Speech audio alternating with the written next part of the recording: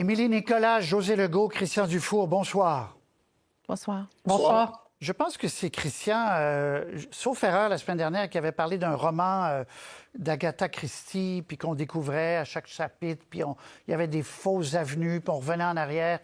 C'est un peu ça qui arrive au PLQ, là, un élément nouveau. D'abord, c'est l'UPAC, là, qui n'enquête pas à proprement parler pour l'instant, mais fait des vérifications, se mêle du dossier. Est-ce qu'il y a eu des malversations? Est-ce que le député fédéral El Khoury, qui a rencontré Marois Risky le 14 novembre, ils ont eu une discussion, est-ce que ça a un lien ou non? Je pense qu'on a une réaction de M. Rodriguez sur l'UPAC déjà. On va la lire. Donc, le chef libéral qui vient de dire « Si des manquements sont démontrés, je vais agir. Il n'y a pas de place pour ça au PLQ. Tolérance zéro, point final. » Alors, tour de table. Émilie Nicolas, honnêtement, je me mets à la place des citoyens qui écoutent ça, qui lisent tout ça. Pas facile de s'y retrouver, là, Émilie. Non, c'est pas facile. C'est pas facile pour le Parti libéral lui-même de se retrouver, ni probablement même pour l'UPAC pour le moment. Donc, c'est sûr que nous, comme chroniqueurs, comme panélistes, on n'est pas nécessairement plus avancés non plus. Ce qui se passe, c'est que on a un vide d'information. Le vide d'information est toujours là. La seule chose qui est un peu plus avancée aujourd'hui par rapport à la semaine dernière, c'est que le Parti libéral, la semaine dernière, parlait de lancer une enquête de son côté.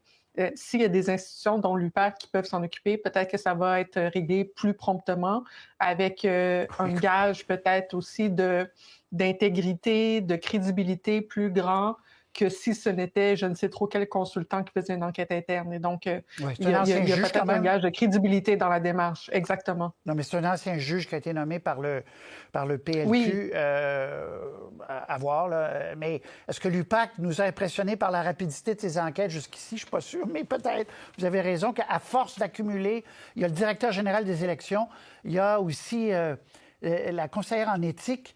Il y a beaucoup de monde qui se mêle de tout ça. José Legault, est-ce que vous y voyez plus clair? Puis voyez-vous une fin pour le chef libéral dans tout ça, dans ce brouillard-là? Ah, si je voyais ça, là, je facturerais très, très cher. Hein? Ça, c'est sûr.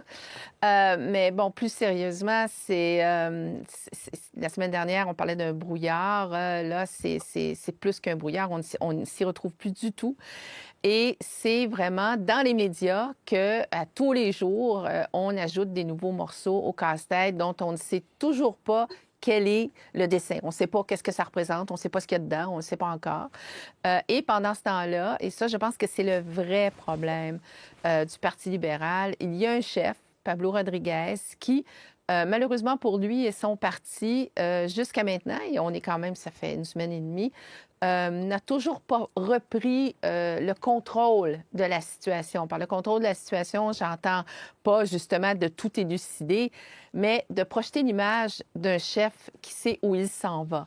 Alors, à tous les jours et plusieurs fois par jour, il répète qu'il attend. Il attend Marois Risky. Il attend maintenant des enquêtes. Il attend...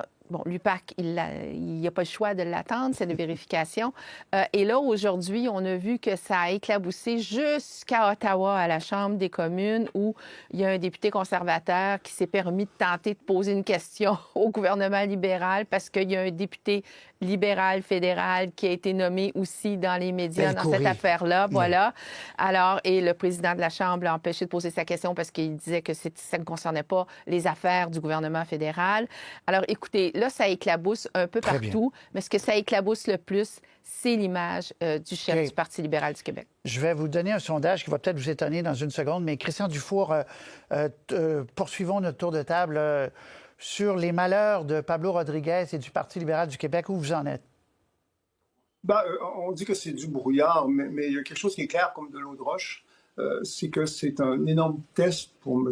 Rodriguez qui échoue. Je pense que 95% des observateurs trouvent que c'est un échec lamentable, la gestion de cette crise-là par M. Rodriguez. À sa défense, c'est pas facile à faire. Mais je trouve qu'on dirait qu'il fait rien comme il faut. Il parle beaucoup, il n'a pas l'air d'air. En tout cas, moi, je trouve que c'est une catastrophe pour l'image du Parti libéral, puis pour M. Rodriguez lui-même.